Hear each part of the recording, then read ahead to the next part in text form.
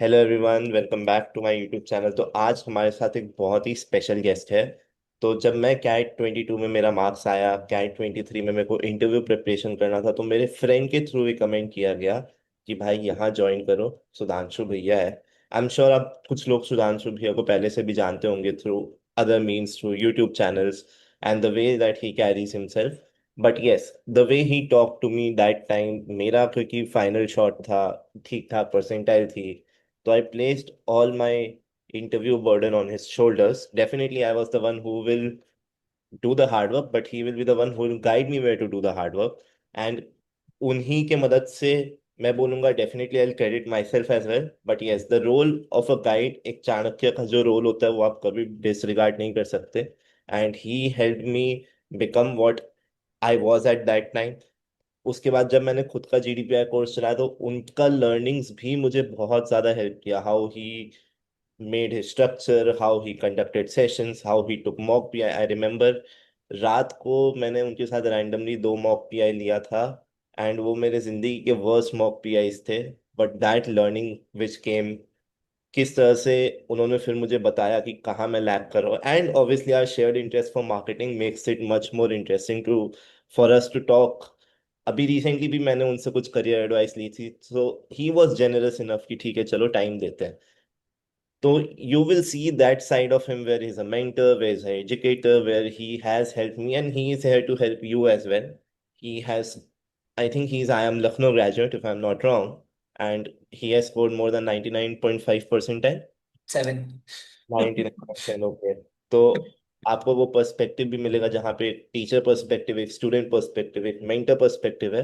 And I am excited for this conversation because he has worn multiple hats during my preparation stage, not just a mentor but a teacher as well, and right now as someone who I am collaborating with. So I'm sure you will also get a lot of insights from this conversation. We are so much happy to have you, Sudhanshu Bhaiya. Let's Thank you so much, Hemant. Thank you so much. It is also a very a moment of pleasure, happiness for me to have this discussion with you. You've been a part of my life. One of my mentees also, and I'm absolutely proud to see you where you are doing well in life, and I wish you absolutely the best. And absolutely excited for this very very amazing conversation that I believe can help out a lot of people who are associated to the channel and who are watching the channel, so that we can help them out in the remaining time that they have before CAT, and also with whatever queries that they might have. definitely. So let's start. आप अपने बारे में थोड़ा journey के बारे में बताइए लोगों को, ताकि लोग आपसे कनेक्ट कर पाए। And then we'll talk more about how in the remaining time people can actually make sense of how to approach cat, what they can do better. And the mock season is already started, so that will be our main theme. Yes, so we are going to talk about mock, but before that, Hemant, कुछ चीजें already you have mentioned. So I have been a mentor, guide. Some people call me Bhaiya also, like you. To more than 8,000 people that over the last 10 and a half years that I've been in the entire CAT preparation domain. I started off, my journey of CAT preparation around 2015. Prepared properly, prepared well. And even before that, I was actually training for CAT. That really helped me. तो जब मैं तैयारी कर रहा था उसके पहले से मैं पढ़ाना शुरू कर दिया था। उससे मुझे बहुत हेल्प मिला और मैंने एक्चुअली बहुत सारी चीजें पढ़ाते पढ़ाते ही सीखी हैं। So, I when I got a 99.7, I, I felt that this is something which I can help a lot of other people also get. आज के डेट में we have students getting 99.97. Last year we had Aditya, we had last to last year Kavyansh 99.91 percentiles. So मेरे लिए more than my percentile over the last 8-10 years, achievements have been how the students have been doing. People like you, people who have even excelled and gone ahead of my score. That is a bigger achievement for me, and that is something which I believe that is something which defines me, and the journey has been absolutely amazing. So I went to IIM Lucknow. I did my finance and marketing from there. Then I've also worked with general management organizations like Aditya Birla Group in their group leadership program, and also Reliance in their group leadership program. And those experiences have also built me apart from the education segment that we've been part of, helping students. And over the last 7.5 years that I've been part of Litmus, it has been absolutely exhilarating in terms of helping students, guiding them, also personally interacting with them to make sure that they are not left alone. Even if you talked about late night sessions, right? For example, whether it is late night conversations, whether it is long conversations with one student, and even when they are not a student with us, in terms of people who have studied with us, if they connect with us even later for a quick query or a guidance or anything, we are always there, and we would always be there to sort of help them out and make sure that they are wherever they are doing well. That's something which I am really looking forward to. Great. तो एक चीज तो definitely लोग समझ गए होंगे कि आप थोड़े प्रोडिजी काइंड के हो, क्योंकि ऑब्वियसली अगर आपने पढ़ने से पहले पढ़ाना शुरू कर दिया था, so you carried that thing. But because you taught people as well, and I am sure you must have taught different kinds of people, so that experience which you bring to the table as a teacher, what a student should do matters a lot. And as you know, you have been in this industry कि बहुत लोग ने जून में preparation शुरू की होगी क्योंकि उनका कोई रिजल्ट नहीं निकला होगा जो कॉलेज का वो एक्सपेक्ट कर रहे हैं, या उनका जस्ट ग्रेजुएशन खत्म हुआ है। तो करेक्ट। बहुत उनको स्ट्रेस हो जाता है कि 6 महीने बाकी है। मैंने पर्सनली जब अपना लास्ट प्रेप किया था तो मैंने 23 जुलाई से शुरू किया था, एंड फिर भी मेरे से हो गया। तो I correct. No you do it in a structured way, yes. you can do it. Absolutely. It will require hours.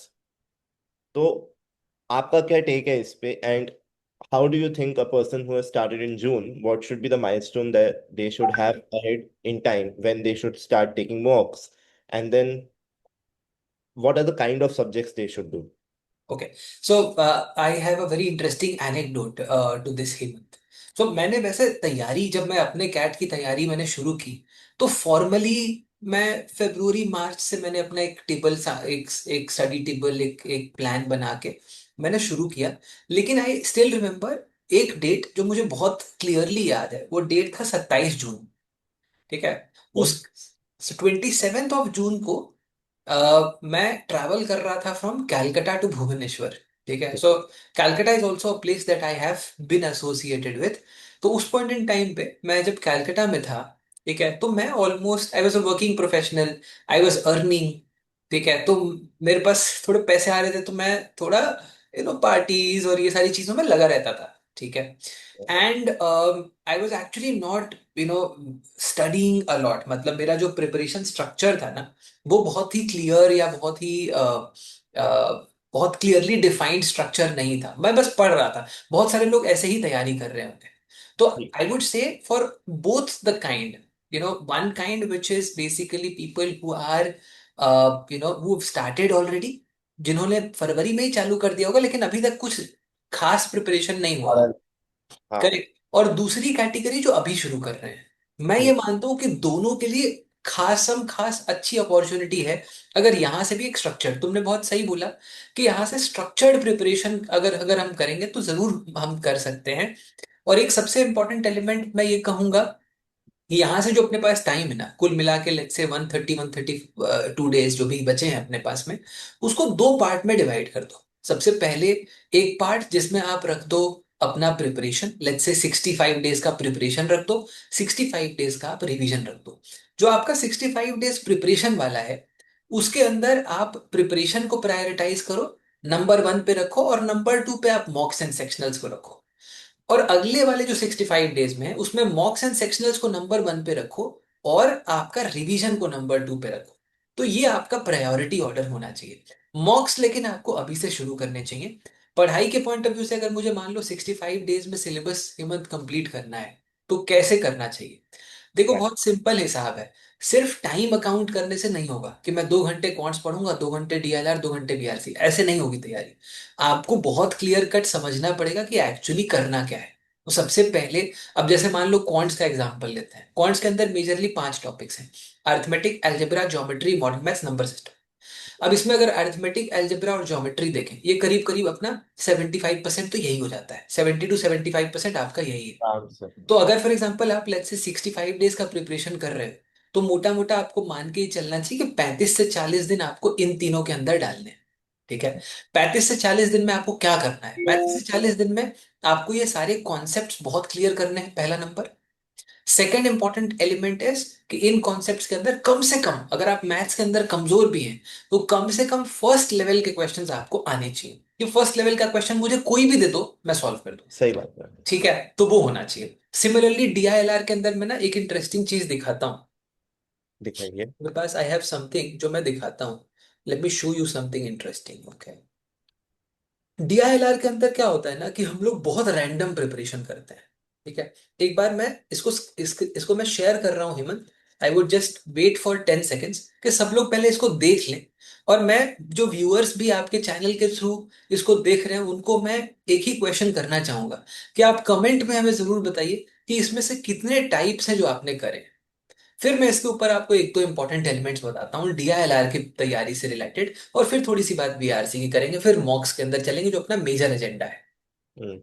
तो मैं भी लोगों को ऐसे ही गाइड करता हूँ, जहाँ पे मैं उनको बोलता हूँ कि आपको बकेट बनाना पड़ेगा, एंड देन उसके हिसाब से you have to just get done with each of them. सबके 10-10 सेट एटलीस्ट करो बिफोर सेइंग कि मेरे से हो रहा है या नहीं हो रहा है।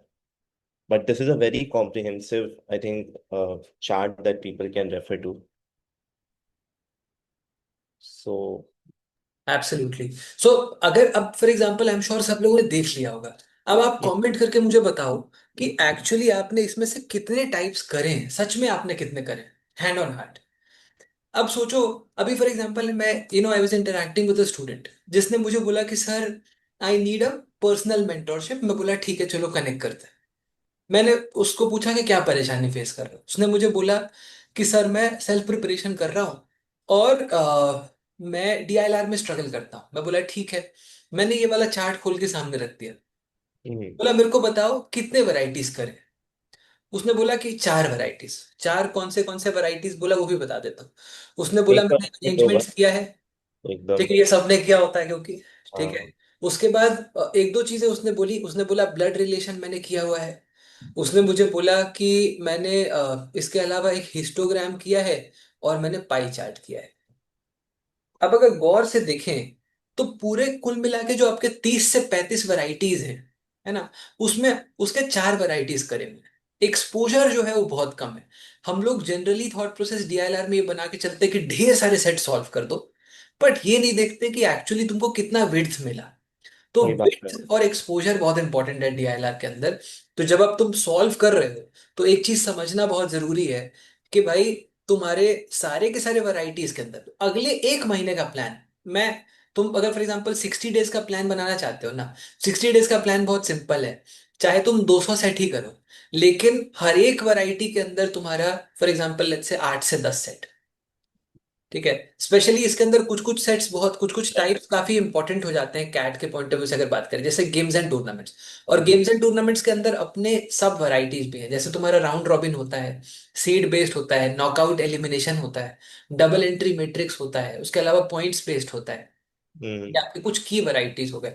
उसके अलावा तुम्हारा puzzles, numbers puzzle, grid puzzle, matrix puzzle, important varieties भी मैं आपके चैनल के माध्यम से स्टूडेंट्स को बता देता हूँ, सो दैट वो इन चीजों के ऊपर ज्यादा ध्यान दें। हाँ, आप उसके प्लीज। अलावा आपका जो अरेंजमेंट वाला पार्ट है, वो अगेन बहुत इंपॉर्टेंट बन जाता है।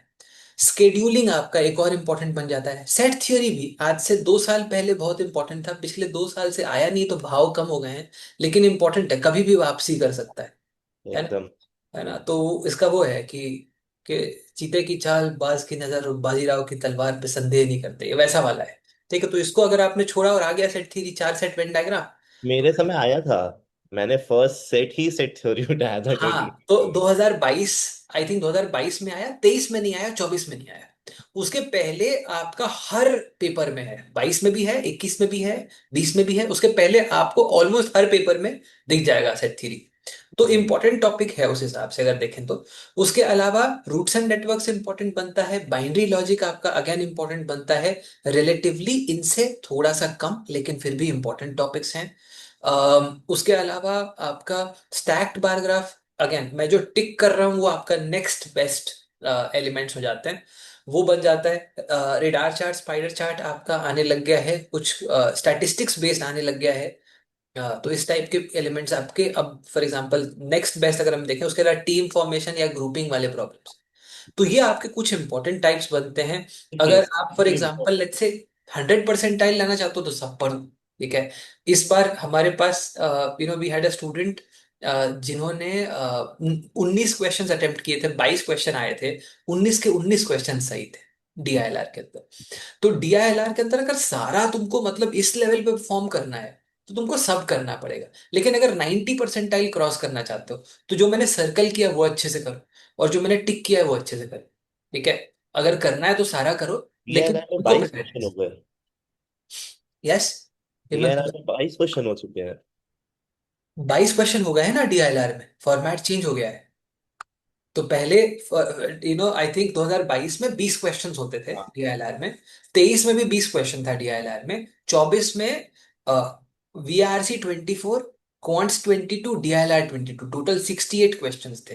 पहले ओके। 198 मार्क्स का पेपर होता था, अब 204 नंबर का पेपर। तो थोड़ा बहुत चेंजेस करता रहता है ना। तो वो हो गया तुम्हारा फॉर एग्जांपल लेट्स से डीआईएलआर का। अगर तुम्हें प्लान करना तो इस तरीके से प्लान करो। वीआरसी के लिए अगर अगर अपने को करना है, वीआरसी के अंदर तो बहुत सिंपल है। वीआरसी के अंदर अपना रीडिंग डेली होना चाहिए।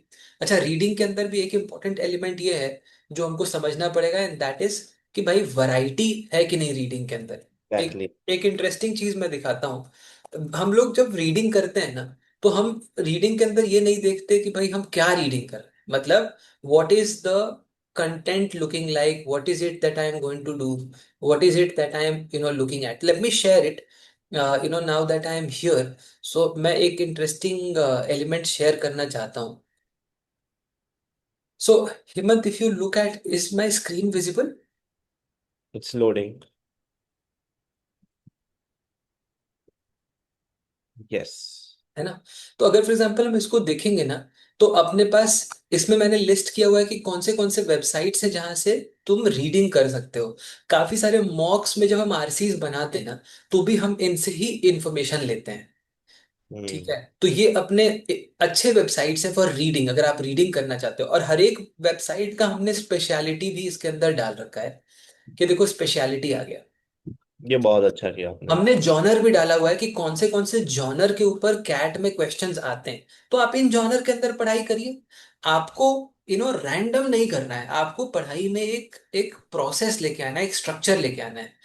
तभी एक रिदम बनेगा, नहीं तो हाफाजार्ड तरीके से तो फिर कोई तैयारी हो नहीं पाएगी। सही तो बात। देखो ये वेबसाइट्स हैं, इन वेबसाइट्स को देखना शुरू करो। अगर आपको ये लिंक्स चाहिए तो ये लिंक्स मैं हेमंत के साथ शेयर कर दूंगा, ये सारे व्यूअर्स के साथ शेयर कर देंगे।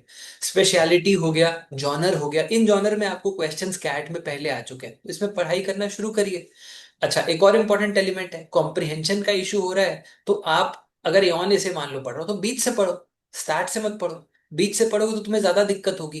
जितना ज्यादा चैलेंज तुम फेस करेगा उतना तुमको इम्प्रूवमेंट फील होना शुरू होगा बीआरसी के अंदर। चीज तो में एक मैं ये ऐड करना इंपॉर्टेंट है। चाहता हूँ।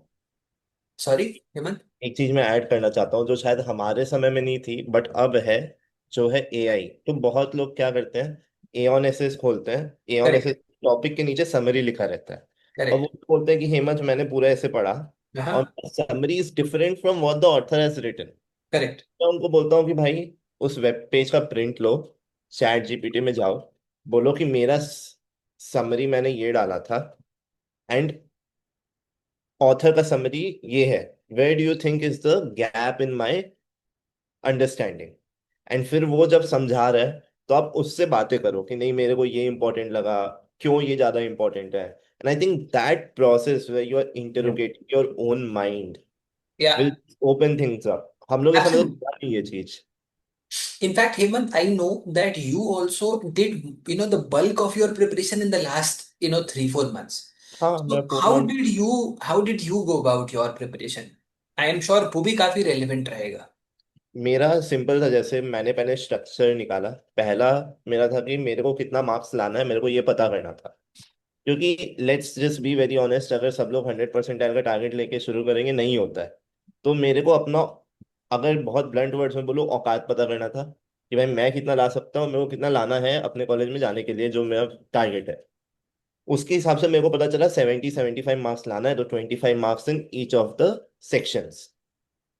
अब 25 मार्क्स अगर आपको क्वांट्स में लाना है, विच इज 9 या 8 correct questions, 8 correct questions, 15 out of 22 questions for the last 3 years are coming from arithmetic and algebra. Very clear भाई, अरिथमेटिक और अलजेब्रा के अलावा कुछ छूना ही नहीं है। बट उसको इतने अच्छे से करना है कि उससे मैं कर लूँ। सिमिलरली जो आपने डीआईएलआर का बोला, मैंने देखा कि कौन कौन से मेजर टॉपिक्स आते हैं, उसको मैंने शॉर्टलिस्ट किया, उसको प्रैक्टिस किया। And I focused lot on time based practice, because भाई लोग खुद को 1 घंटा दे रहे हैं एक सेट सॉल्व करने के लिए। मैं बोल रहा हूँ कि अगर तुम प्रैक्टिस में ही अपने माइंड को बोल दोगे कि तेरे को जितना टाइम लेना है ले, तो वो एग्जाम में काम नहीं करेगा। Give yourself limited time and then practice. नहीं हो रहा है भाई, तुम्हारा प्रॉब्लम है। एंड थर्ड चीज जो मेरे लिए मेजर रियलाइजेशन था, I am not sure if you agree और नॉट, बट आपने ये चीज बोला है, do not do hard questions a lot. What happens is कि हम लोग जब प्रैक्टिस करते हैं, तो हम लोग क्या है, लेवल 3 का क्वेश्चन प्रैक्टिस करते हैं, ये सोचिए कि लेवल 1 और लेवल 2 तो हो ही जाएगा। And because I am constantly practicing level 3 questions, I don't even know how level 1 और लेवल 2 क्वेश्चंस लुक लाइक। तो मैं एग्जाम में गलत पिकअप करता हूँ। और करेक्ट। इजी क्वेश्चन का ये भी है कि हम, बहुत लोग बोलते हैं इजी क्वेश्चन तो हेमंत 2 मिनट में हो जाता है, 2.5 मिनट में हो जाता है। तो मेरा क्वेश्चन यही रहता है उनसे कि क्या वो क्वेश्चन 2.5 मिनट का था? इजी था, ठीक है। अगर वो 1 मिनट का क्वेश्चन भी आपसे 2.5 मिनट में हो रहा है, तो भी गलत बात है। बिल्कुल सही। बिल्कुल सही। तो मैंने एब्सोल्युटली। इस पे ऑप्टिमाइज किया था कि मेरे को सिर्फ मेरे को 75 लाना है, तो मेरे को 25 क्वेश्चन अटेम्प्ट करना है 68 में से, मतलब मेरे को मेजोरिटी पेपर छोड़ना है। So I need to know what I have to leave more than what I want to attempt. In fact बहुत ही करेक्ट बात बोली है मन। इन अभी for example let's say last couple of months we have created a lot of videos on eligibility criteria. ठीक है, जो एमबीए लेटपास चैनल पे हमने शेयर किया। उसका प्राइमरी रीजन यही था कि बहुत सारे लोग जो तैयारी शुरू कर रहे हैं वो ये सोच के शुरू कर रहे हैं कि 99.99 लाना है। वही नहीं होता सबसे करेक्ट। होता। और रियलिटी भी नहीं है। मतलब हो सकता है कि भाई फॉर एग्जांपल लेट्स से मान लो कि 99.99 टारगेट करके चलना ठीक है। बट आप एक एस्टिमेट लगा लो ना एग्जाम में जाके। आप अगर ओवर अटेम्प्ट करके आ रहे हो और नेगेटिव लेके आ रहे हो हम्म। तो फिर फायदा नहीं है। So what is important is कि आप अपना सबसे पहले तो मैं सब लोग जो यहाँ पे बैठे हैं आप for example let's say connect करिए। आप you can connect with Hemant if you want, we can also connect, you can connect with me. In fact, this Sunday we are doing a profile evaluation workshop also, absolutely free for everybody. आप वहां पे आ सकते हैं, आप अपना profile discuss कर सकते हैं। आप कैट 25 के लिए कर रहे हैं, 26 के लिए कर रहे हैं, अपना प्रोफाइल पहले डिस्कस कर लो कि मेरे लिए क्या सूटेबल टारगेट होना चाहिए, कितना नंबर लेके मेरे को दिमाग में चलना है। उससे ज्यादा आ गया तो बहुत अच्छा। हाँ, अच्छा है। लेकिन टारगेट ये नहीं होना चाहिए कि मेरे को 200 नंबर लाने हैं। वो हमेशा आपको अंडर प्रेशर रखेगा। और आपका वो प्रेशर है ना वो आपका खेल खराब कर देता है एग्जाम में। If you are under lot of pressure, anxiety इतनी ज्यादा हो जाती है ना कि भाई ऐसे दिखने लगता है कि सपना टूट रहा है, एक क्वेश्चन नहीं सॉल्व हो रहा है तो उधर दिख रहा है कि फरारी निकल गया हाथ से, फिर लैम्बोर्गिनी निकल गया।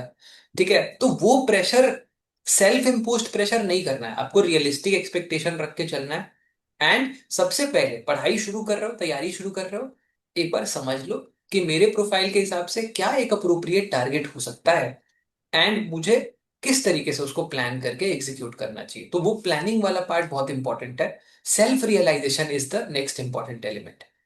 और इस चीज में मैं ऐड करना चाहता हूँ, क्योंकि मुझे बहुत सारे पर्सनल कॉल्स आते हैं, मैं टॉकमेट पे कॉल लेता हूँ। तो आज के दिन बंदा 3 क्वेश्चन सॉल्व कर रहा है क्यूए में, और उसको जाना है 9 क्वेश्चन तक। मैं बोलता हूँ भाई, वो मेरे को बोलता है मेरे से क्यूए नहीं हो रहा।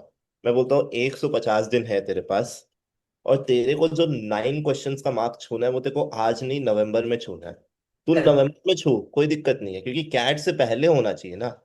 करेक्ट। आज छू के क्या करेगा? फिर मैं उसको बोलता हूँ कि अभी तू 3 क्वेश्चन करेक्ट कर रहा है रेगुलर बेसिस पे, 6 क्वेश्चन तेरे को और करेक्ट करना है। तेरे पास 5 महीने हैं। 1 महीना अगर तू ढंग से पढ़े, तो क्या तू 2 एक्स्ट्रा क्वेश्चन करेक्ट नहीं कर सकता?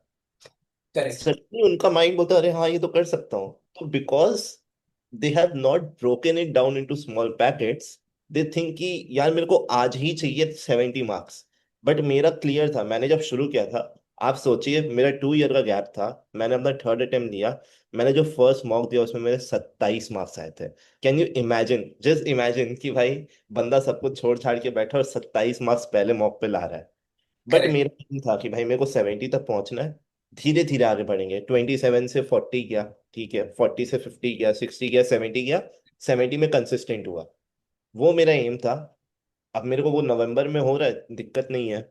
आज करेक्ट। भी हो रहा है तो अच्छा बात है, बट नवंबर तक। एब्सोल्युटली। इनफैक्ट हेमंत, मैंने ना एक एनालिसिस शेयर किया था स्टूडेंट्स के साथ में, एंड दैट वाज के so this was I think last week only I had shared a video on on the litmus channel. तो वहां पे मैंने ना एक ही चीज, मैंने एक सिंपल चीज बताया था कि 24 का मैंने पेपर उठा लिया। ठीक है। और ये मैं सब लोगों को, सारे व्यूअर्स को बोलूंगा कि आप भी ये ट्राई करके देख लेना। आप चाहे 24 का पेपर उठाओ, 23 का पेपर उठाओ, 22 का, 21 का, 20 का, आप सिर्फ अरिथमेटिक से 95 क्रॉस कर सकते हो, सिर्फ आराम, आराम से। आपको 95% क्रॉस करना है, सिर्फ अरिथमेटिक से होगा। एक टॉपिक तो अच्छे से करो। आप अच्छे बी स्कूल में जाना चाहते हो, ठीक है, अगर एक टॉपिक भी बराबर आप नहीं कर पा रहे हो, तो क्या हम ये कह सकते हैं कि हम डिजर्व करते हैं उस चीज को?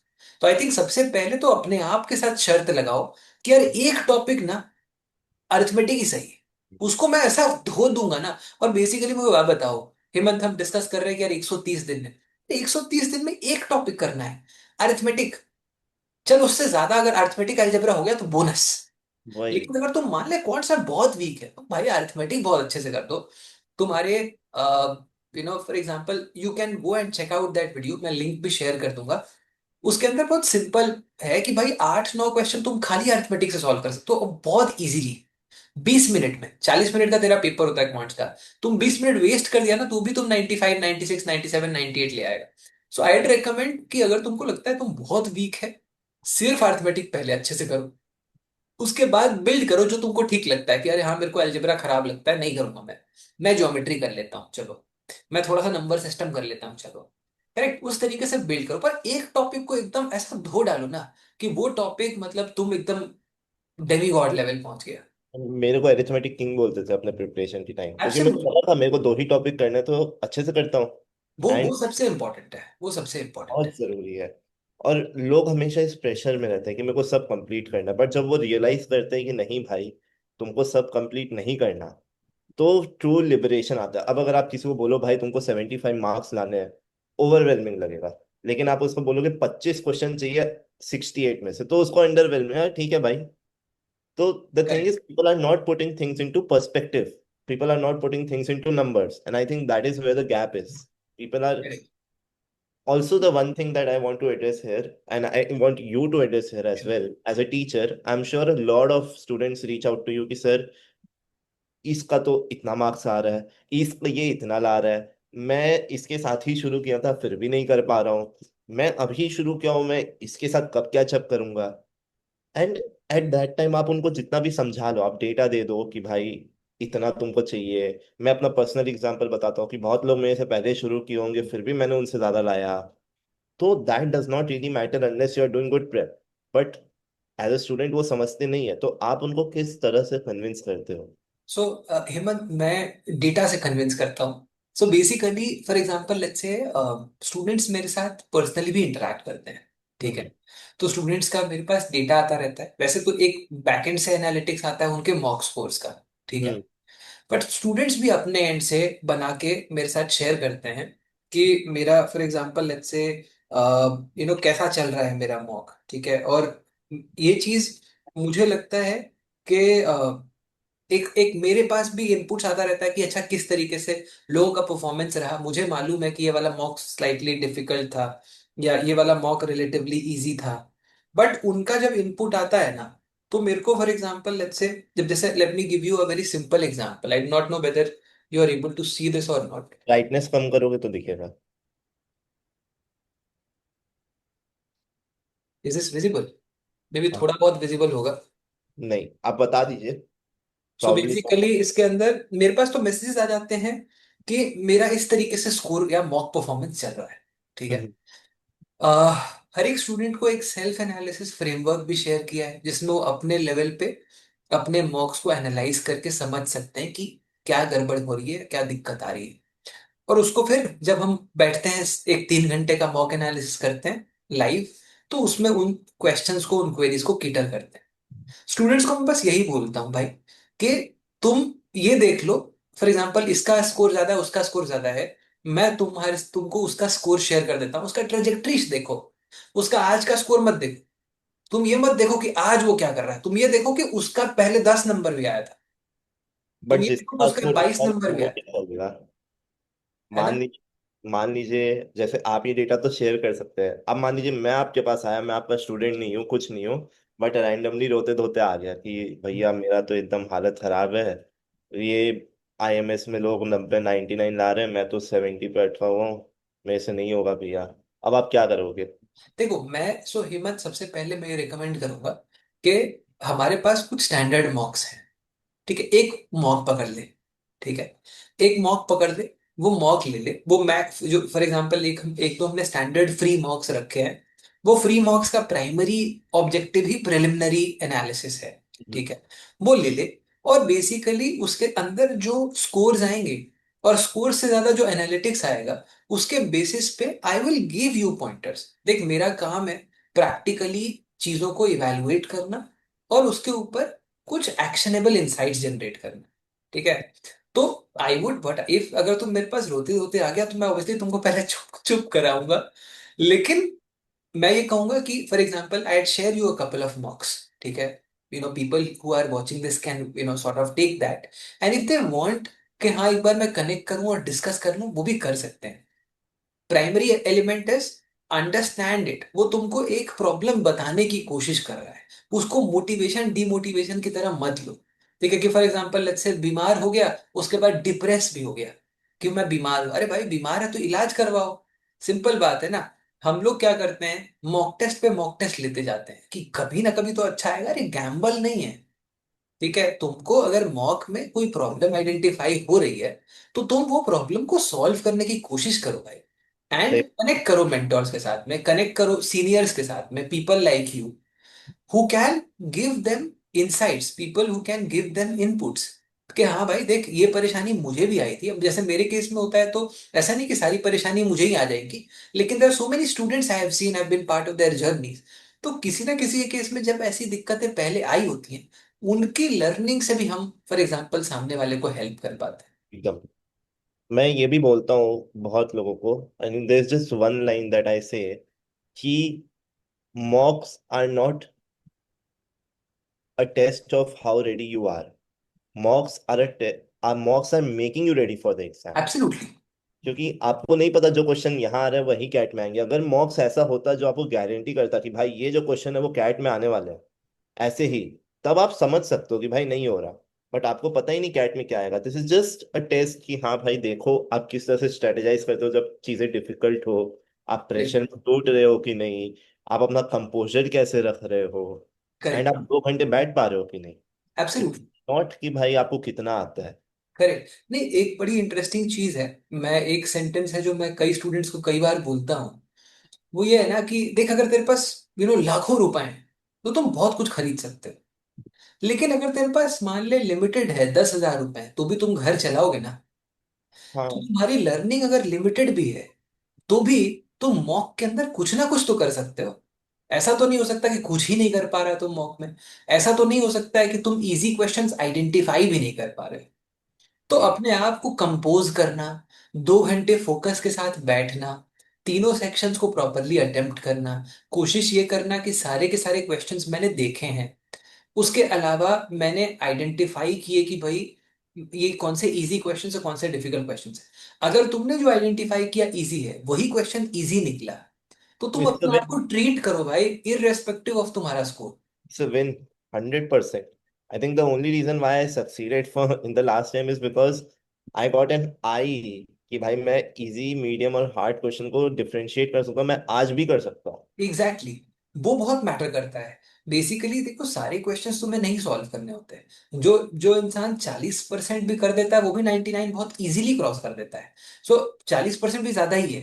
बट पॉइंट इज कि अगर तुम फॉर एग्जांपल लेट्स से सही तरीके से इजियर क्वेश्चंस या इजियर सेट आइडेंटिफाई कर लेते हो ना, तो तुम्हारा खेल बहुत आसान हो जाता है। डीआईएलआर के अंदर भी आप यही एक्सपीरियंस करेंगे कि ना, एक होता नहीं है तो एक भी सेट नहीं होता है, हो रहा होता है तो दो दो होने लगता है। General transaction in DILR is कि लोग जीरो जीरो सेट सॉल्व कर रहे हैं, फिर थोड़े से ही टाइम इंटरवल में दो दो सेट सॉल्व करने लग जाते हैं। तो अगर आप डीएलआर में अभी एक भी सेट सॉल्व नहीं कर रहे हो, and if you are listening to this, trust me, थोड़ा सा और फाइट मारो, थोड़ा प्रॉपर तरीके से स्ट्रक्चर तरीके से तैयारी करो, तुम जीरो से दो सेट्स पे बहुत जल्दी पहुंच जाएगा। बस सही तरीके से करो, सही सेट्स आइडेंटिफाई करो, और सेट्स को आइडेंटिफाई करने के लिए जो मैंने टेबल दिखाया है उससे एक स्ट्रक्चर्ड तरीके से तैयारी करना शुरू करो और एक्सपोजर बिल्ड करो अक्रॉस तुम्हारा डीआईएलआर टॉपिक्स। और मैंने इस पे एक वीडियो भी डाला है कि कैसे आप एग्जैक्टली exactly समझ सकते हो, लाइक द फ्यू पैरामीटर्स जैसे। चलो वीडियो डाला है, फिर भी मैं बता देता हूँ कि आप लेंथ का set, set of the length, अरे लेंथ देखो लेंथ सेट ऑफ द का। सेट। हाँ। फिर टाइप ऑफ क्वेश्चन देखो, अगर वो टीटा क्वेश्चन है तो समझो कि मोस्ट प्रोबेबली उसका एक ही आंसर आने वाला है, अगर चार पांच में से तीन टीटा है। बट अगर आपका बार बार इफ क्वेश्चन आ रहा है, इसका मतलब आपको रीवर्क करना पड़ेगा चीज। आपका उस टॉपिक के साथ कितना ज्यादा फेमिलैरिटी है, आपका उस टॉपिक के साथ कितना ज्यादा वो है, कंफर्ट है। ठीक है। और is it like the best set to pick up right now. आप जब इन पांचों चीज को देखते हो फिर एक रैंकिंग लगाओ। And once you put that ranking, then once you have ranked all your sets, then pick up the one which is rank one according to you, and फिर उसमें कट ऑफ टाइम दो कि भाई 6 minute के अंदर अगर मेरे को लग रहा है कि मैं इस सेट में कहीं भी आगे नहीं बढ़ पा रहा, however easy it is, I just leave it. Because if you absolutely. Are stuck there, 6 का 10 मिनट होगा, 10 मिनट होती है आप सोचोगे यार इसमें 10 मिनट दे दिया तो 5 मिनट और देते हैं, 15 मिनट होते ही सोचोगे और 5 मिनट देते हैं, कभी 20 मिनट खत्म हो गए, फिर आप एकदम पैनिक खत्म। Exactly exactly. मैं एक ना सिंपल एग्जांपल से समझाता हूँ। आई थिंक हिम्मत ने बड़ी अच्छी बात कही। हिम्मत, I am hoping my screen is visible for all the viewers. एक बहुत सिंपल चीज देखो भाई, let me show you something. अब जैसे ये वाला क्वेश्चन है, इस वाले क्वेश्चन में देखो, मैं एक सिंपल एग्जांपल के थ्रू आपको बताता हूँ, ठीक है। It is known that P is, पांच लोग हैं। एक तो ये हेवियर के बारे में दे रहा है, तो वो वेट, वेट का एसोसिएशन एक वेरिएबल हो गया वेट। शॉर्टर मतलब हाइट वाला एसोसिएशन हो गया, करेक्ट। उसके बाद रिचर बोल रहा है मतलब वेल्थ वाला, और यंगर बोल रहा है तो एज वाला। चार वेरिएबल्स हो गए, पांच लोग और चार वेरिएबल्स, तो टोटल पांच वेरिएबल्स आपका यहीं पे आ गया। अच्छा, इसके बाद अगर आप देखोगे तो इसके अंदर सारे के सारे जो इनपुट्स भी हैं वो डायरेक्ट इनपुट्स नहीं है। डायरेक्ट इनपुट देखो बस इतना ही है कि T is third in terms of height, ठीक है। तो ये actually for example MBA litmus के ही एक बूस्टर का क्वेश्चन है। तो T is third in terms of height दिया हुआ है। तो अब देखो, समझने वाली बात ये है इस क्वेश्चन में कि आपके पास पांच वेरिएबल्स हैं, और गौर से देखोगे तो आपके पास ऑलमोस्ट जीरो डायरेक्ट इन्फो है। बहुत टफ क्वेश्चन है, बहुत अब टाइम। ये वाला क्वेश्चन अगर आपने पहले उठा लिया कैट में, खत्म है। तो तुम्हारा गेम हो चुका है, बहुत सिंपल है। और अगर फॉर एग्जांपल लेट्स से कितने लोग हैं जो चैनल पे जुड़े हुए हैं, कमेंट करके हमको इस क्वेश्चन का आंसर भी बताइए। अगर आपने सॉल्व कर लिया तो आप डीएलआर में जरूर अच्छा कर रहे हैं, ठीक है। That is also an indication that we wanted to give. आप ट्राई कर लेना ये वाला क्वेश्चन। पर एक चीज मैं आपको बता देता हूँ, परेशान मत होना अगर ये सेट में टाइम लगता है, बिकॉज ये लगेगा। और ये चीजें अपने को पहले से पकड़ना जरूरी है ना। हाँ सही सेट उठाना आपका काम बहुत आसान कर देता है।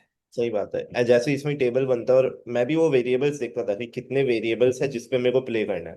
अगर करेक्ट। दो वेरिएबल है कि भाई मान लो बंदा है और फ्लोर है, तो ठीक है, मैं उसको ले सकता हूँ। अभी बंदा हो गया, फ्लोर हो गया, उसका राउंड में सीटिंग हो गया, तीन वेरिएबल आ गए तो ऐसी, अरे भाई अब मैं दो चीजों को कनेक्ट करना पड़ेगा। Correct. It suddenly becomes tougher. Correct. Push हो जाता है बाद में कि ठीक है इसको बाद में करेंगे। करेक्ट। तो बेसिकली आपके अगर वेरिएबल्स आपके तीन से ज्यादा हो गए, या फिर अगर लेट्स से आपके पास डायरेक्ट इन्फो नहीं है उस क्वेश्चन में, ज्यादा क्वेश्चन में इनडायरेक्ट इन्फो दिया हुआ है कि A can not be seated between B and D. अब इससे मुझे कोई बेसिकली पॉजिटिवली मुझे कुछ बहुत ज्यादा पता नहीं चला। मैंने एक केस को निगेट किया, पॉसिबिलिटीज अभी भी n-1 ही रही। करेक्ट। सो अच्छा। द पॉइंट इज कि मुझे जहाँ पे डायरेक्ट स्टेटमेंट्स या डायरेक्ट इन्फो नहीं है, वो ऑब्वियसली मेरे रेडार में या प्रायोरिटी ऑर्डर में पहले नहीं आना चाहिए। तो यही चीजें अपने को प्रैक्टिस के दौरान पकड़नी है। सेट सिलेक्शन के अंदर यही चीजें हेल्प करती I think DLR is 80% set हैं। selection. Absolutely, absolutely. 10% knowing that if you leave the set in 6 minutes it's not a problem. मतलब अगर आपने खुद के लिए टाइम नहीं लगाया cut off, you are like अगर मैंने पिकअप कर लिया तो मैं सॉल्व करके ही छोड़ूंगा, तब तो बहुत यही चाहिए एग्जामिनर को एक्चुअली, कि आप उठाओ वो ट्रिकी सेट जो आपको लग रहा है इजी है और उस पर बर्बाद कर दो अपना टाइम। एब्सोल्युटली, इनफैक्ट देखो, स्क्रीनिंग का ये बहुत सिंपल तरीका है। ठीक। हाँ, डिसीजन मेकिंग। हाँ, डिसीजन मेकिंग, एब्सोल्युटली। कि आपको ये भी शो करना है, आपको सिर्फ ये नहीं शो करना कि आप इंटेलिजेंट हो, आपको ये भी शो करना है कि आप समझदार हो। यस। आप चीजों को समझते हो, आप सिचुएशन को समझते हो। कभी कभी सिचुएशन से भागना भी सही सोल्यूशन होता है। एकदम 100%, ये लाइन तो मैं यूज करूंगा हर जगह। करेक्ट। तो भाग जाना चाहिए, है ना, कभी कभी। So I think that is something which is very very important, है ना। सो इस चीज का भी ध्यान रखना जरूरी है। And also let's talk a bit about VRC because that was a section जो मेरे लिए बहुत प्रॉब्लमेटिक था। तो मैं उसके बारे में ज़्यादा लोगों को बताता नहीं हूँ क्योंकि मैं खुद भी उसमें उतना अच्छा कर नहीं पाया था। बट एक चीज़ मैंने रियलाइज की है, people don't give due attention to VA, but वो 1/3 ऑफ योर VARC का वो है। So what is your view on this and how and a person go to do better in VARC? So Hemant, I believe कि वीएआरसी के अंदर, मतलब मेरा view ये रहेगा, वीए again is very important, but अगर फॉर एग्जांपल आप स्टार्ट कर रहे हो तैयारी, तो आरसीज के ऊपर मेजर फोकस रखो। 2/3 ऑफ द पेपर है। और अगर बेसिकली आरसीज को सही करे बिना वीए के लेवल पे वीएआरसी निकालना थोड़ा कठिन काम है, मतलब थोड़ा ज्यादा ही डिफिकल्ट हो जाता है। तो हम्म। आपको सिंपल, मेरा थॉट प्रोसेस रहता है वीएआरसी के अंदर, एक तो मैंने आपको बताया कि आपको रीडिंग कैसे करनी चाहिए। उसके हम्म। अलावा आपको आरसी सॉल्व करने, जो मैंने जॉनर शेयर किया है उसके अलोंग आप आरसी शेयर करो, सॉल्व करो, बिकॉज उसी टाइप के प्रॉब्लम ज्यादा आपको कैट में देखने को मिलेंगे। जो प्रॉब्लम्स आप सॉल्व कर रहे हो, जब आप मॉक्स के अंदर भी जाओगे तो आप रियलाइज करोगे कि वीएआरसी के अंदर ना हमारा टाइम डेडिकेशन बहुत बराबर नहीं रहता है, या we do not have a ये कंसिस्टेंट बात। Time. So basic you should treat VA and RC as two different papers. आपका एक ही सेक्शन है, लेकिन वीए और आरसी को अलग अलग ट्रीट करना जरूरी है। आप क्या करते हैं ना कि वीए का पूरा टाइम खा जाते हैं। देखो, इजी क्वेश्चंस दोनों में होंगे, यस। वीए में भी होगा और आरसी में भी होगा। तो अगर तुम वीए का टाइम पूरा का पूरा आरसी को दे दोगे ना, तो तुम वीए वाले टाइम में आरसी के डिफिकल्ट क्वेश्चन सॉल्व कर रहे हो। तुम्हें यस। उन दोनों का टाइम अलग अलग रख के दोनों के इजियर क्वेश्चंस को सॉल्व करना है। उसके अंदर भी आरसीज के अंदर मैं बोलूंगा कि आप for example again set selection से स्टार्ट करो। आपको चारों सेट स्टार्ट में करने की कोई जरूरत नहीं है। आप अगर फॉर एग्जांपल 3 सेट कर सकते हो, 2 सेट कर सकते हो, वो करो। आप इनिशियली जब फॉर एग्जांपल सेक्शनल टेस्ट या मॉक टेस्ट ले रहे हो, तो 25 मिनट और 15 मिनट का डिवाइड रखो, या 26 मिनट 14 मिनट का डिवाइड रखो, या 27 मिनट 13 मिनट का डिवाइड रखो, या 28 मिनट 12 मिनट का डिवाइड रखो। ये बहुत सारे टॉपर्स का स्ट्रक्चर रहता है। ठीक है। तो उसमें क्या करना है, आपको डिवाइड रखना है, आपको अटेम्प्ट करने ही है वीए। वीए छोड़ नहीं देना है बिल्कुल, कि एकदम ही छोड़ दिया, हटाओ यार इसको देखेंगे ही, वैसे नहीं। आप 2 आरसीज या 3 आरसीज पहले अटेम्प्ट करो, और एक्यूरेसी के ऊपर फोकस करो। एक और इंपॉर्टेंट एलिमेंट है जो कैट में ना गेम चेंजर बनता है, वो है नॉर्मलाइजेशन। कितने लोगों ने सुना है, वो हमें जरूर कमेंट में बताइए। और नॉर्मलाइजेशन जो है ना, वो उनको ज्यादा हिट करता है ना जो एक्यूरेसी के ऊपर फोकस नहीं करते हैं, जो अटेम्प्ट के ऊपर फोकस करते हैं। तो अगर तुमको चाहिए कि नॉर्मलाइजेशन का फेवर तुमको मिले, ठीक है, लोग बोलते रहें कि ये वाला सेट इजी, ये वाला स्लॉट 1 इजी था, स्लॉट 2 डिफिकल्ट था, स्लॉट 3, बेसिकली वो तुम्हारे एक्यूरेसी के ऊपर काफी कुछ डिपेंड करता है। अगर तेरा एक्यूरेसी खराब है, तो तुमको नॉर्मलाइजेशन का नेगेटिव इम्पैक्ट झेलना पड़ेगा। तो एक्यूरेसी के ऊपर स्टार्ट से फोकस रखो। आरसीज में अगर मान लो 3 आरसी कर रहे हो, 12 क्वेश्चंस, स्पीड बढ़ाओ, रीडिंग स्पीड। अगर रीडिंग स्पीड तुम बढ़ाएगा नहीं, तो डेस्परेट अटेम्प्ट्स होंगे तुम्हारे। 12 क्वेश्चंस होंगे अगर 3 आरसीज तुमने करे, अगर तुमने दो ही किया तो तुम 8 क्वेश्चन अटेम्प्ट करेगा। फिर प्रेशर तुम्हारे ऊपर ये रहेगा कि सारा तुमको करेक्ट करना है, बिकॉज 8 ही क्वेश्चन कर रहा है और सारा का सारा करेक्ट नहीं मारेगा तो दिक्कत हो जाएगी। उससे बेटर ये है कि तुम 12 क्वेश्चन अटेम्प्ट करो 3 आरसीज में, और उसमें से 9 क्वेश्चन ठीक कर दो या 8 क्वेश्चन ठीक कर दो। उसमें तुम्हारे ठीक करने की प्रोबेबिलिटी ज्यादा होगी, because every RC will have some moderate some difficult problems. ठीक है, तो वो आपको करना चाहिए। एंड वीए के अंदर भी एक चीज मैं बोलूंगा कि स्टार्ट से थोड़ा थोड़ा टाइम देना शुरू करो। तुम्हारा para jumble, para summary, para completion और आउट ऑफ कॉन्टेक्स्ट, ये 4 मेजर वैरायटीज तुम्हारे होते हैं। उसके अंदर डेली तुम फॉर एग्जांपल अगर 5 5 क्वेश्चंस भी सॉल्व कर रहा है विद इन अ मंथ, 1 महीने में तुम्हारा इतना बन जाएगा कि हर एक वैरायटी में तुम एक एक क्वेश्चन कम से कम ठीक कर पाएगा। 4 क्वेश्चन तुम्हारा वहां से निकल गया, 8 क्वेश्चन तुम्हारे 3 आरसीज में से 8 क्वेश्चन निकल गए, तो 8 और 4 12 हो गया। तुम्हारे 12 क्वेश्चन तुमने अटेम्प्ट करे, मतलब 36 नंबर का अटेम्प्ट है तुम्हारा। अगर फॉर एग्जाम्पल थोड़ा बहुत भी ठीक ठाक आ गया ना, तो भी तुम 22 25 27 इस लेवल तक आराम से जा स्टेबल सकते। स्कोर है। ठीक है। I think I want to add something here is, मैं एक ऐसा स्टूडेंट था जिसका एक्यूरेसी ठीक हो ही नहीं रहा था। मतलब मैंने सारे पैतरे आजमा दिए थे। तो एक सिंपल अगेन अपना एनालिटिकल माइंड दौड़ाया कि the marks that you get is a function of attempt into accuracy. if your accuracy is down, you have to pick up your attempts. That there is no other way, because if your accuracy is down and attempt is also down, तब तो आप 100% गए। Correct. और मैं अपने ऊपर बैठ लिया, मेरा 55% से ज्यादा एक्यूरेसी जाता ही नहीं था मॉक्स में। तो मैंने सिर्फ एक आरसी छोड़ना शुरू किया, और मैं बाकी सब अटेम्प्ट करूंगा नो मैटर व्हाट। तो अगर मेरे को पता चल गया कि भाई ये आरसी मेरे को नहीं करना है, तब तो मेरे लिए बाकी पूरा पेपर अटेम्प्ट करने का है। एंड वही सेम चीज मैंने कैट में किया। मैंने 19 क्वेश्चन अटेम्प्ट किए, मेरे 9 रॉन्ग हुए, फिर भी मैं 23 मार्क्स ले आया, जस्ट बिकॉज आई न्यू कि मेरा एक्यूरेसी उतना अच्छा नहीं है। उस दिन ऐसा होता, अगर मेरा एक्यूरेसी गलती से भी 65 तक पहुंच जाता, उस दिन अगर कोई सुपर पावर मेरे साथ होता, तो मैं तो एकदम धरती फाड़ देता कि भाई जी 20 बिल्कुल बिल्कुल। और भाई। इनफैक्ट हेमंत, ये काफी ऑप्टिमल स्ट्रैटेजी है कि भाई फॉर एग्जांपल आप 3 आरसीज पकड़ो, बाकी आप वीए पकड़ो, और 3 आरसीज के अंदर भी सारे अटेम्प्ट मत करो। कोशिश करो कि भाई फॉर एग्जांपल जो आपको ठीक लग रहा है ना वो अटेम्प्ट कर लो, 8 9 क्वेश्चन वहां से अटेम्प्ट कर लो, और बीए से 4 क्वेश्चन अटेम्प्ट कर लो, तो 13 14 अटेम्प्ट हो गए।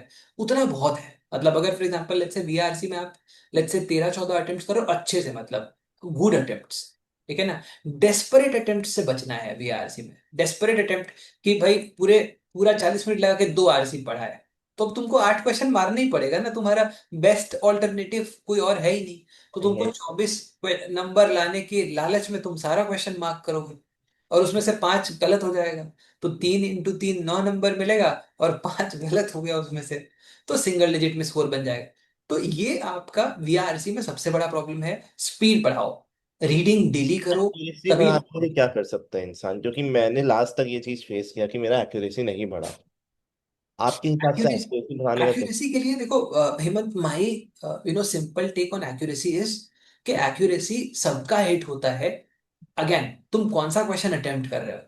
कुछ क्वेश्चन ऐसे होते हैं ना, तुमको अटेम्प्ट करते ही मालूम है कि चांसेस है कि ये गलत होगा, लेकिन फिर भी हमको अटेम्प्ट करना पड़ रहा है।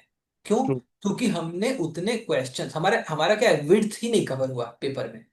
तो जनरली जो चारों सेट जिनका स्पीड अच्छा है ना पेपर में, इसीलिए कितना इतना रीडिंग के ऊपर इतना एम्फेसिस क्यों डालते हैं, ताकि तुम्हारा स्पीड बढ़िया हो। अगर तुम्हारा कॉम्प्रिहेंशन और स्पीड बहुत अच्छा है ना, तो वो तुमको बहुत ज्यादा हेल्प करता है, बिकॉज तुम पूरा का पूरा विड्थ कवर कर लिया। Then you have a choice whether you want to mark an answer और नॉट। अब सोचो, जो इंसान 2 ही आरसी करा है उसके पास चॉइस नहीं है, उसको मार्क करना ही है, और उसकी गलती होगी। और 8 के 8 क्वेश्चंस ठीक करना कैट में, अगर 2 ही आरसी किया है, बहुत डिफिकल्ट है, इवन फॉर अ फैकल्टी। अगर हम्म। 2 आरसीज हैं और 8 क्वेश्चंस ठीक करने हैं ना, तो उसमें भी रिस्क बहुत ज्यादा है। तो जो 4 आरसीज लेके चलते हैं ना, जिनका स्पीड बढ़िया है, उनके चांसेस इसलिए इंप्रूव हो जाते हैं बिकॉज उसके पास ना 16 क्वेश्चंस हैं 10 क्वेश्चन ठीक करने के लिए या 9 क्वेश्चन ठीक करने के लिए। आई तो थिंक जो मार्जिन ऑफ सेफ्टी बहुत है। बहुत है, तो वो बेसिकली क्या करेगा ना, वो जो जहां पे उसको कंफ्यूजन है ना, वो हाथ ही नहीं लगाएगा। तो मैं तो उल्टा स्पीड था, का मैं ये तो सब में हाथ लगा देता था, क्योंकि मेरे को एक्यूरेसी का प्रॉब्लम था। बट हाँ, ये मैं अग्री करता हूँ, बिकॉज मेरे पास इतना विच था। तो मेरे को पता था for every correct question I am getting, I have the liberty to get 3 questions wrong. And अगर मेरा एक्यूरेसी 50% है, तो अगर मैं 2 क्वेश्चन राइट कर दे रहा हूँ 4 में, तो I am always at a profit. Correct. Always. In fact एक और पॉइंट बोलूंगा हेमंत, बहुत सारे लोग क्या करते हैं ना कि मेमोरी के बेसिस पे आंसर करते हैं क्या, कि पूरा पूरा पैराग्राफ पढ़ने में ही बहुत टाइम लगा दिया। देखो एक पैराग्राफ पढ़ने में आपको 2.5 से 3 मिनट लगना चाहिए, ठीक है, 2.5 से 3 मिनट भी आपका मतलब अगर इससे ज्यादा आप लगाओगे तो आपको प्रॉब्लम होगी। हम्म। ये आपका मैक्स लिमिट है। अगर तुम 2.5 मिनट कर रहे हो, 2.5 मिनट ठीक है। इजियर है तो 2.25 मिनट में हो जाता है। अब फॉर एग्जाम्पल लेट्स से मान लो कि आप ना थोड़ा सा जल्दी पढ़ो and you go back to that RC. You don't yes. Solve it like कि मैं पूरा पहले पूरा प्रॉपर समझूंगा, उसके बाद मैं जो भी मेरे सामने आएगा बस मैं टिक मारता जाऊंगा, वैसे नहीं होता है। आरसी सॉल्व करने के लिए अगर कोई फॉर एग्जाम्पल पर्टिकुलर क्वेश्चन है, आपको कंफ्यूजन है, you need to go back, you need to check that and then you have to mark. तो मेमोरी के बेसिस पे मार्क करने से भी आंसर्स गलत होते हैं और एक्यूरेसी काफी ज्यादा कम हो जाता है। तो मेमोरी बेस पे नहीं मार्क करना है, आपको आरसी तेजी से पढ़ना है, फिर क्वेश्चंस के अंदर जाना है और क्वेश्चन से इनपुट लेके फिर आपको वेरीफाई करके आंसर करना है, ठीक है, जहां भी कंफ्यूजन हो रहा है। It's very important. I mean I 100% agree. मेरा पहला फिल्टरिंग प्रोसेस ही था कि मेरे को पहला 2 मिनट में आरसी पढ़ के समझना है क्या ये आरसी वो आरसी है जो मेरे को समझ आ भी रहा है कि नहीं। और सबसे बड़ा प्रॉब्लम जो लोग को मैं बोलना चाहता हूँ कि भाई वो कैब में मत फोकस करो। पीपल थिंक कि उनको हर वर्ड का मतलब जानना है to make sense of it, but correct. Context समझो। कॉन्टेक्स्ट अगर आप समझ गए तो सब कुछ अलाइन हो जाएगा। और अगर एब्सोल्युटली। वर्ड से रिलेटेड क्वेश्चन आ गया तो छोड़ दो, फिर और क्या कर सकते हैं अगर वर्ड नहीं समझ। वोकैबलरी 100% तो हो ही नहीं सकता है। आप कितना आप वर्ड पावर मेड इजी भी याद कर लोगे पूरा का पूरा, तो भी कुछ वर्ड्स बच जाएंगे, ऐसे काफी वर्ड्स बच जाएंगे फॉर दैट मैटर जो आपने नहीं करे हुए हैं। So the idea is you have to get the context. यही तो वर्बल एबिलिटी है, गेम यही है कि समझो बात को, ठीक है, वही अपना यही चीज बेसिकली बी स्कूल्स के अंदर भी जाके आपको केस स्टडीज समझना पड़ेगा। आप हर एक एलिमेंट नहीं समझ पाएंगे उसके अंदर, but you have to get the context, you have to use your brain common sense and make sense of it. Same चीज यहाँ पे भी है। आप पूरा का पूरा एंड टू एंड कभी नहीं समझ सकते।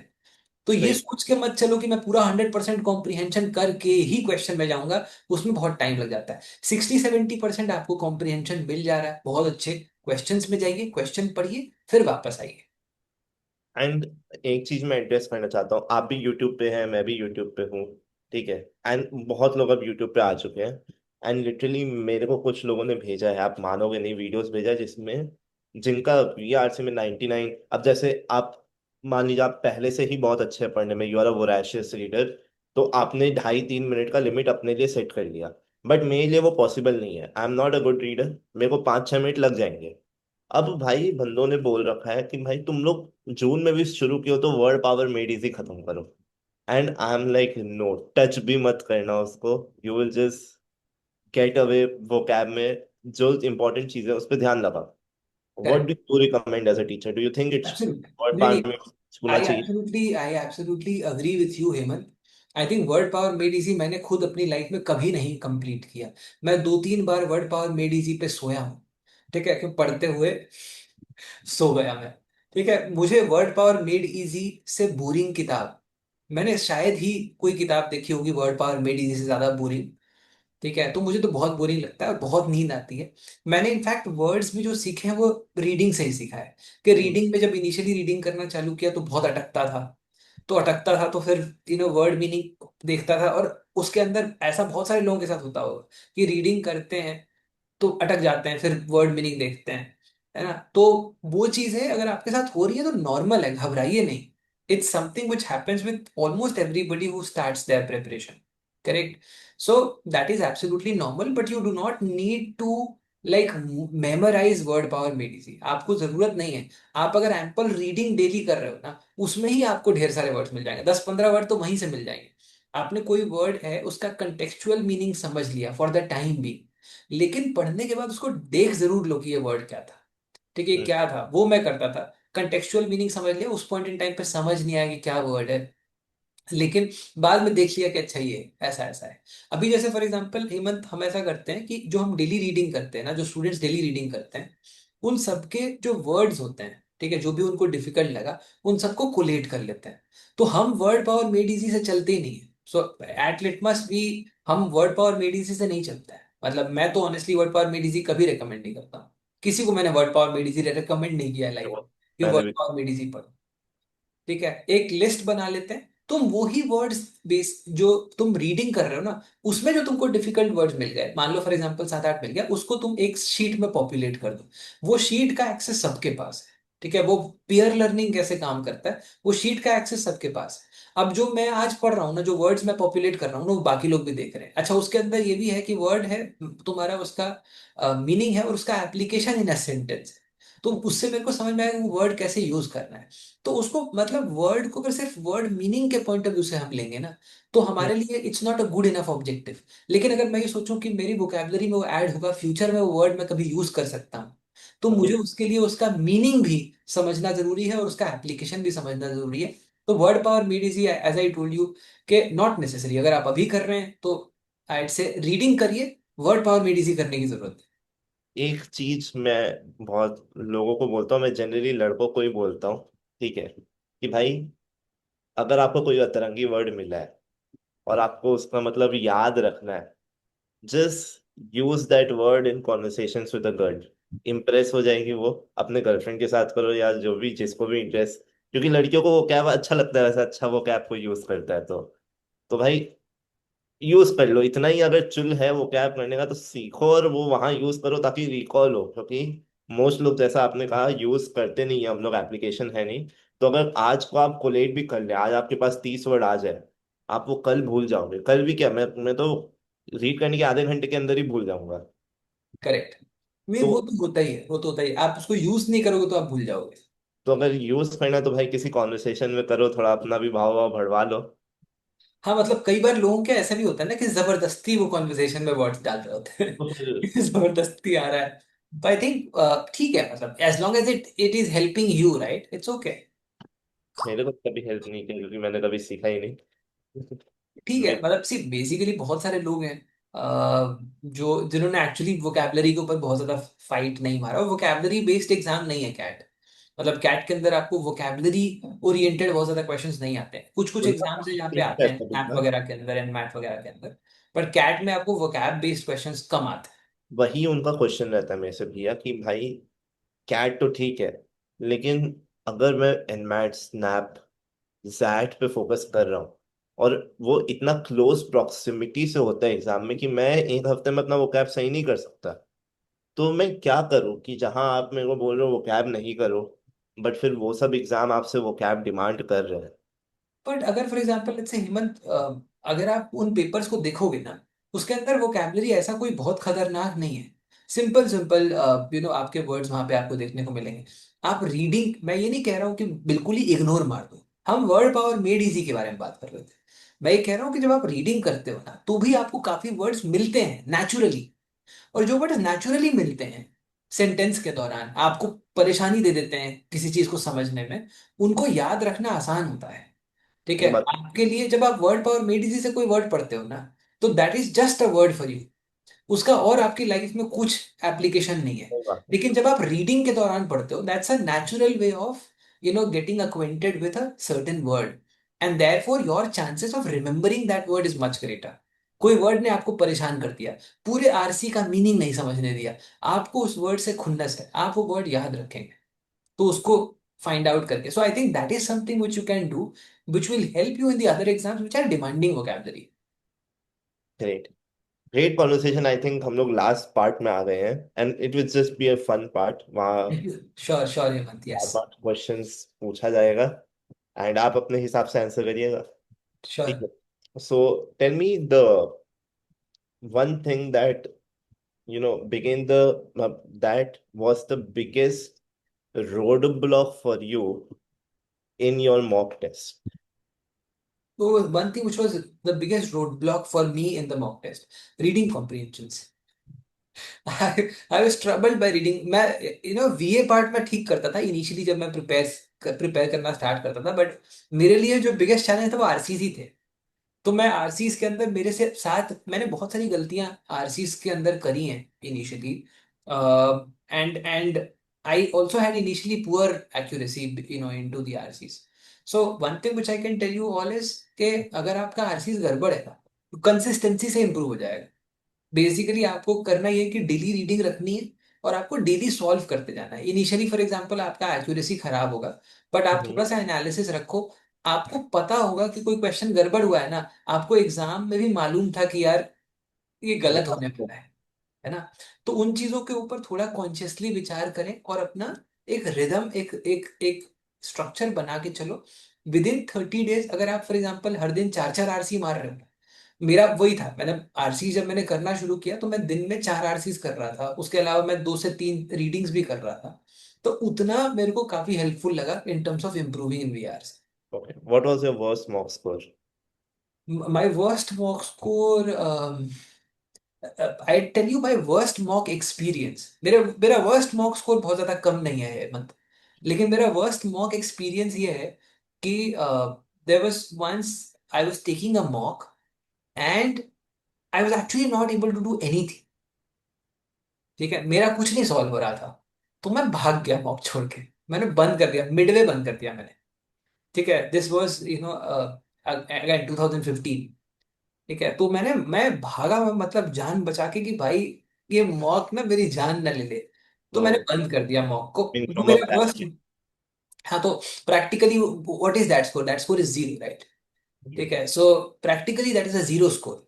मेरे से बेटर वो सब लोग हैं जो 10 नंबर भी ले आते हैं पर एंड तक बैठते हैं। तो मैं आपको, मेरे for example the last 10 years, 10.5 years of experience, so I have taken more than 1,000 mocks. So while I have been training, I've taken more than 1,000 mocks. I've analyzed more than 1,000 mocks. मैंने काफी मॉक्स का live analysis किया है। 2000, अगर हम for example 18-19 से देखें तो 18-19 से लगभग लगभग अभी 2025 तक 6 साल में ऑलमोस्ट ऑलमोस्ट मान के चलो कि लेट्स से दिसंबर से लेके, अगर हम फॉर एग्जांपल मार्च अप्रैल वाला पार्ट छोड़ दें, तो एवरी संडे मैं एक लाइव मॉक एनालिसिस में होता है। ठीक है, तो एवरी संडे मैं एक लाइव मॉक एनालिसिस करता हूँ। सो उसके अलावा फॉर एग्जांपल कई एनालिसिस टीम के साथ भी होती है। तो one thing which I have learned is कि चाहे पेपर कितना भी डिफिकल्ट हो, आप एंड तक डटे रहो, आप वहां से बहुत कुछ सीखोगे। और सिर्फ स्कोर के लिए मॉक मत दो, आपको मॉक तैयारी के लिए देनी चाहिए, आपको एप्लीकेशन के लिए देना चाहिए, आपको फोकस के लिए देना चाहिए, आपको इजियर क्वेश्चंस आइडेंटिफाई करने के लिए देना चाहिए। आपको अपना मॉक स्कोर सबको बताने की जरूरत भी नहीं है, आप सिर्फ अपने मेंटोर को बता सकते हैं, उतना बहुत है। आपको सबको बताने की जरूरत नहीं है। सबसे बड़ा प्रॉब्लम मॉक के अंदर यही होता है ना कि एम्बैरेसमेंट, कि बहुत लोगों को पता चलेगा कि ये भी पूछेगा वो भी पूछेगा, है ना। वो भूषण वाला, पंचायत वाला मीम मेरे को याद आ जाता है, वो बोलता है ना कि सेकंड अटेम्प्ट है कैट का तो कब कैट निकलेगा। हाँ हाँ, हम लोग कोशिश कर रहे हैं, यही तो दिक्कत है कि सब कुछ बहुत धीरे धीरे हो रहा है। ठीक है, हम्म, पॉइंट इज कि तुम अपना प्रिपरेशन अपने तक रखो, तुम्हारा सक्सेस अपने आप शोर मचा देगा। तुम अपना मेहनत करते जाओ, trust in the process, believe करो, और हर दिन मेहनत करो। हम्म। ये बताइए, एक वर्ड में बताइएगा, which was the funniest distraction while taking a mock? Music. तो बेसिकली जब मैं कई बार ऐसा होता था ना कि रियल मॉक एक्सपीरियंस में लेने की कोशिश करता था। ठीक है, कि मैं सेंटर पे तो मेरे, जब मैं मॉक्स लेता था ना, तो कई बार वो रियल मॉक एक्सपीरियंस के चक्कर में मैं सोचता था कि घर पे नहीं दूं मॉक, मैं बाहर दूं कहीं पे। तो एक ना मेरे घर के पास में एक एक एक कैफे हुआ करता था। अब तो कैफे धीरे धीरे बंद हो गए हैं ना, पहले कैफे होते थे थोड़े थोड़े। ठीक है, हम्म, तो वो कैफे में जाता था मैं, वो कैफे में म्यूजिक बज रहा होता था, हिमेश रेशमिया। ठीक है, और मैं ये भी नहीं बोल सकता उस कैफे में लोग आ रहे हैं, है ना, कि भाई कोई गेमिंग के लिए आ रहा है, कोई ब्राउजिंग के लिए आ रहा है, कोई रिजल्ट देखने आ रहा है, और मैं वहां बैठ के मॉक दे रहा हूँ, बैकग्राउंड में हिमेश रेशमिया चल रहा है। तो वो मेरा वर्स्ट डिस्ट्रैक्शन होता था। लेकिन मैं सोचता था कि ठीक है, I I am going to cope up with it. ठीक है, आई वुड रियली रिकमेंड कि ऐसा कुछ थोड़ा सा, कभी कोई लिविंग रूम में बैठ के मॉक दे दो, हमेशा अपने रूम में बैठ के मॉक मत दो, कोई थोड़ा सा एक अतरंगी एटमोसफियर में मॉक दे दो। आपको डिस्टरबेंस होगा, वो डिस्टरबेंस रियल एक्सपीरियंस है, क्योंकि आपको कैट में भी डिस्टरबेंस होगा। लोग आसपास घूमते रहेंगे, कोई खांसे जा रहा है, कोविड बहुत पहले जा चुका है लेकिन इसका नहीं जा रहा। एक इंसान है जो कोऑर्डिनेटर से लड़ पड़ा है कि मेरे मेरे डेस्कटॉप में एक क्वेश्चन कम है। एक एक इस बार का किस्सा था कि एक स्टूडेंट बोल रहा है कि सबका 66 क्वेश्चन है, मेरे वाले में 68 है। उसको इन्विजिलेटर ने बताया कि अरे सबका 68 है रे भाई, पेपर का पैटर्न चेंज हुआ है ऐसा। तो वो भिड़ा हुआ था पहले 5-7 मिनट की, मेरे वाले में 68 क्वेश्चन क्यों हुआ।